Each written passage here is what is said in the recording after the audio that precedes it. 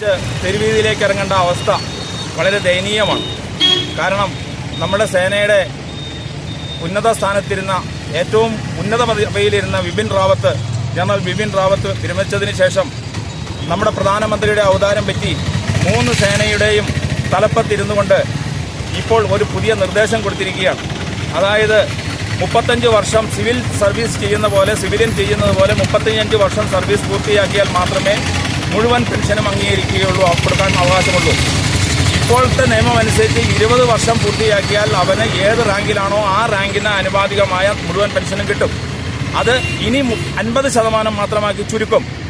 വീണ്ടും 25 വർഷം സർവീസായാൽ 60%, 30 വർഷം സർവീസായാൽ 75%, 35 വർഷമായാൽ 100%.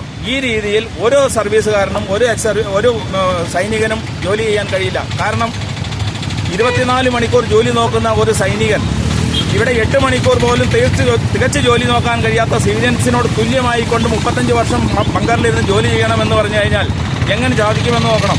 8 മണിക്കൂർ ജോലി ചെയ്യുന്നത് പ്രധാനമന്ത്രി 9 മണിക്കൂറാക്കി തുടങ്ങണമെന്ന് പറഞ്ഞപ്പോൾ ഇവിടുത്തെ എല്ലാ സംഘടനകളും രാഷ്ട്രീയ പാർട്ടികളും ഒന്നായിട്ട് എതിർത്ത് കൊടിപിടിച്ചു. ഈ വിവരം വന്നിട്ട് ഒരു രാഷ്ട്രീയ പാർട്ടികളോ ഒരു നേതാക്കന്മാരോ അതിനോട് പ്രതികരിച്ചതായി കാണുന്നില്ല. 24 മണിക്കൂറാണ് ഒരു പട്ടാളക്കാരന്റെ ജോലി.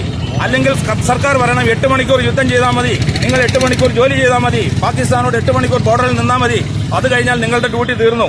അങ്ങനെ പറയാൻ ഏതെങ്കിലും ഉദ്യോഗസ്ഥനോ ഏതെങ്കിലും സർക്കാരിനോ പ്രധാനമന്ത്രിക്കോ കഴിയോ? മനസമാധാനമായിട്ട് ഉറങ്ങുന്നത് നമ്മളുടെ ജവാന്മാർ ബങ്കറുകളിൽ 24 മണിക്കൂർ കണ്ണിൽ എണ്ണയൊഴിച്ചിരിക്കുന്നത് കൊണ്ടാണ്. അത് മനസ്സിലാക്കാനുള്ള സാമാന്യബുദ്ധി ഇല്ലാത്തതുകൊണ്ടല്ല. ശീതീകരിച്ച റൂമുകളിൽ ഇരുന്ന് സുഖവും അനുഭവിച്ചുകൊണ്ട് എല്ലാവർക്കും വേണ്ടി പാവപ്പെട്ട പട്ടാളക്കാരെ കൊലവിളിക്കാനുള്ള തീരുമാനമെടുക്കുന്നവർ മുന്നോട്ട് ആലോചിക്കണം. ഇത് ഞങ്ങളുടെ ഒരു സൂചനാ പണിമുടക്കാണ്. ഇന്ന്